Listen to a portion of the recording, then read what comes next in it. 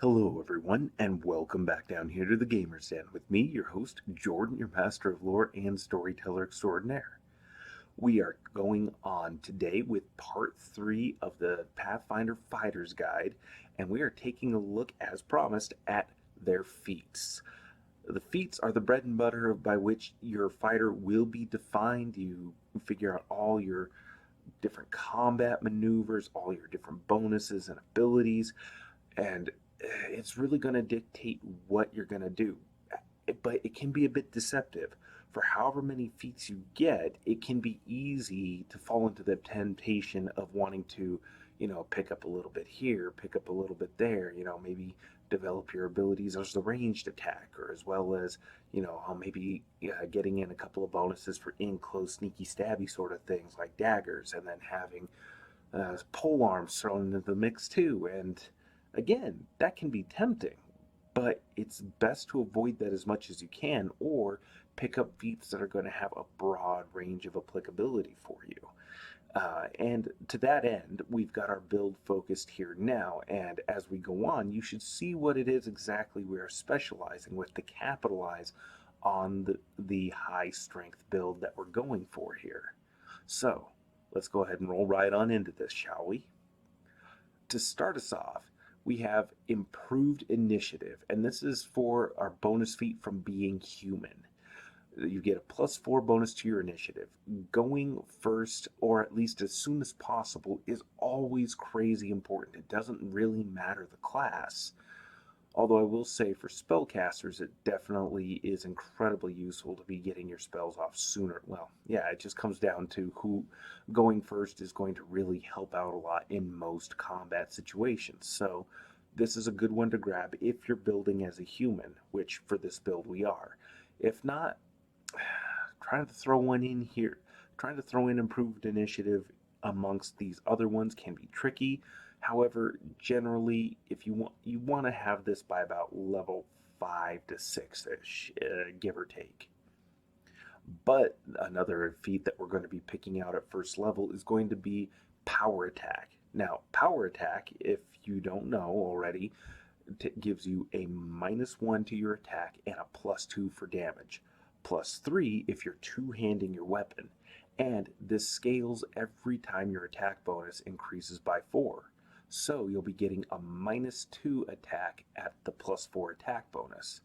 This will also increase the damage by +4 for single-handing and +6 if you're two-handing, and goes on so on and so forth every time you hit 4. So 8, 12, 16, topping out at 20. The other feat that we're going to be selecting at first level, and this one's the first level fighter bonus feat, that's quick draw. What this does is allows you to draw your weapon as a free action, so that way you're not consuming any of your precious standard or full attack actions or movement trying to draw your weapon out. And then for second level, and this is specifically the second level fighter bonus, we're going to be picking up cleave. So when you hit an enemy in melee, you will make a free attack against a second adjacent enemy, and that is adjacent to the target you just hit. And this gives you a -2 armor class penalty until your next turn. It's, -2 isn't great, but the trade off that you get for the increased damage output is incredible. And with such a high strength build, you're probably going to be putting out enough damage where if the opponents aren't dead, they're at least going to be pretty damn close to it. And then following along from there, we pick up combat reflexes as our third level feat. You gain extra attacks of opportunity equal to your dexterity modifier, and that's 1 plus whatever your dexterity modifier is. And starting off here, we're going to be looking at a dexterity modifier of 3 for a total of 4 attacks of opportunity. Really, really handy to have, especially with good positioning if you're blocking a relatively narrow area. Anybody approaching you or trying to get by you without being very careful about it is going to provoke that attack of opportunity. But there's some other things that we can take here to really capitalize on these bonus attacks. Next up, we have Cleaving Finish, which is the 4th level fighter bonus we're grabbing. Dropping a target to 0 or less, you get to make another attack at your highest base attack bonus against another target within reach. The target does not have to be adjacent to the person you just hit, which makes this really, really, really nice to have. And of course, for 5th level feat, we're going to take Standstill, which allows you to make a combat maneuver check when an opponent passes through any of your threatened spaces. If you're successful, the opponent can no longer move, but they're allowed to take the rest of their actions, which will probably be an attack against you, but they cannot make even a 5-foot step. And this is going to be the 5th level feat. And then coming in at 6th level, we have Furious Focus. And what this does, this is awesome. Just absolutely incredible to have. Furious Focus, so the first attack that you make using power attack doesn't take any of the penalties. The rest of your attacks for the next round, until the start of your next turn, will. And this is what we're grabbing for 6th level. And then following along right after that, we're going to take Step Up, which is, it's a good feat, but more importantly, it unlocks a particular chain of feats that we want to grab here. And when an adjacent opponent makes a 5-foot step away from you, you can make an immediate 5-foot step to follow them. So now, since they've used their 5-foot step, they can no longer continue to retreat carefully unless they have some feat or ability that lets them to continue to do so. The only drawback is you cannot make a 5-foot step on your next turn, but hopefully that opponent will be triggering an attack of opportunity by continuing to try to move away. Or if they don't, you're successful in keeping them focused on you and unable to do as much to affect the rest of your allies. Now, the next feat that we grab is Following Step, which is a definite improvement on Step Up. Using Step Up doesn't consume your 5-foot step anymore, and it doesn't even count against your movement overall. This is the 8th level fighter bonus feat. Oh, and Step Up is what you're going to be grabbing at 7th level. But the cherry on top for this particular chain is Step Up and Strike. Now, using Step Up or any of the following step feats allows you to make one attack at your highest base attack bonus, and this attack will count as one of your attacks of opportunity, but none of this counts as any of your actions towards your turn, so you're not consuming any movement, you're not consuming an attack action, you're just using up one of your attacks of opportunity. So I think you can see how this one is just really, really nice, and you really want to grab this one. Oh, and you're grabbing this one at 9th level, I should mention. But then we continue on by really starting to specialize. We'd be specializing beforehand, but we're going to start focusing on one particular weapon to really capitalize on what we're doing here. And that's Improved Critical for the Falchion. You double the threat range of the selected weapon. Now, Falchions already have a pretty solid crit range of 18 to 20, doing double damage on a confirmed critical. This will go to 15 to 20, and this is our 10th level fighter bonus feat. That means 1 out of every 4 times we roll on a d20, we have a chance of getting a critical hit. It's pretty nice. And of course, we are going to keep building and capitalizing on this as well. Starting off, we take Critical Focus, which is, it's okay. It's not bad. It's nice. You get a +4 bonus on top of everything else you already have for confirming critical hits. But this is just the start of a particular chain, and this is what we're grabbing at 11th level. The next one we grab is Critical Versatility. Now, I absolutely love this. If there were a higher rating I could give this other than just that primary nice blue color there, I would. This allows you to get the benefits of a lot of the different critical hit feats. You spend 1 hour practicing to gain the benefits of a critical feat that you meet the prerequisites for. And this is our 12th level fighter bonus feat. So this, remember combat versatility from the brawler? This is that, but localized to one particular feat that's affecting a particular feat chain. So you can get blinding critical, bleeding critical, on and on. And all you have to do is spend 1 hour to practice, and you get those feats. That's awesome. But there are going to be a couple that we do take in particular, two to be specific. One is staggering critical. And stagger is actually pretty nice. For stagger, you stagger the target for 1d4 plus 1 rounds, unless they make a fortitude save, which is a difficulty of 10 plus your attack bonus. And if they're successful, they reduce that to 1 round.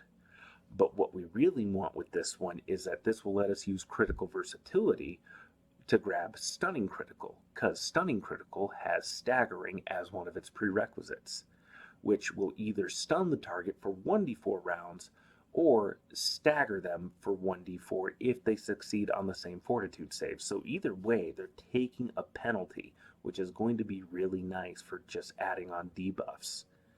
And the last one that we grab at 14th level for a fighter bonus feat is going to be critical mastery. And what this does is allows you to apply 2 critical feat effects on a critical hit. Normally you're only allowed 1, but this lets you stack on 2. So stunning critical plus blinding crit or bleeding or whatever else might be applicable to the situation, you can now slap both on for every critical hit that you make. And this is just awesome. This allows you to wreak all kinds of havoc on your targets, especially considering that you're getting multiple attacks by this point. You're at, oh gosh, I'm losing track right now. My brain is not doing math properly, but you're looking at, let's see, every 5, so 1, 2, 3. You're looking at about 3 attacks right now at 14th level. So that's a pretty nice step. But of course, we want to continue on with this, and we want to not only take advantage of the fact that we're doing increasingly more devastating critical hits, we want to take advantage of our improved number of attacks of opportunity. And to do that, we take lunge, which this increases the reach of your melee attacks by 5 feet for a -2 armor class in the round. You have to declare this before you make any of those attacks, and we're grabbing this at 15th level. We could grab this earlier, but really I like the loadout as it stacks up now, and this just kind of helps add to it overall. And this is our 15th level grab. And then just to kind of continue on, because it's these next 4 you can kind of take in whichever order, 4 or 5 you can take in whatever order you feel like is going to be most useful for you. It's definitely easy to take penetrating and greater penetrating strike earlier, but let's just go in the order I have set up here. Weapon focus for your falchion. This gives you a +1 bonus to your attack rolls with the selected weapon, and this is our 16th level fighter bonus. And weapon specialization, which of course we are going to focus on the falchion, gives us a +2 bonus on damage rolls with the selected weapon. So this increases our accuracy and our damage output. Not huge, but so on and so forth, it's still useful. Penetrating strike is something that we are going to take because, well, penetrating strike is just awesome to have. Attacks with the weapon that you've selected for weapon focus, you get to ignore 5 points of damage reduction. Untyped damage reduction, so 5 that's not negated by anything, is not affected by this, but if you need silver, holy, unholy, lawful, chaotic, whatever kind of enchantments on the weapon are required for overcoming the damage reduction, you can ignore 5 points of that. And so you do need weapon focus in there to take advantage of this. Then, of course, we have greater penetrating strike, which you need weapon focus and penetrating strike for, obviously. It works as above, but you get to ignore a total of 10 points of damage reduction. And this is what we're grabbing for 20th level, and I just realized I skipped one at the 17th level mark, and that's Iron Will, which you get a +2 bonus on your will saves, and we're grabbing that at 17th level.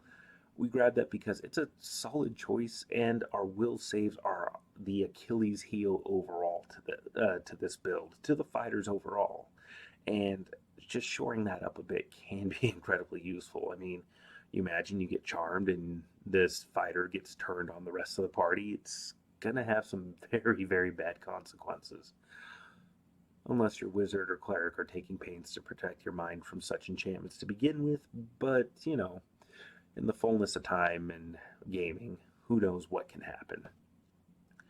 But these are the feat selections overall. I think you can appreciate just what an absolute beast this kind of a character would be with these different class abilities, these particular feats, with a high strength, using a falchion as a weapon of choice. Absolutely devastating to unleash upon your opponents. It's incredible.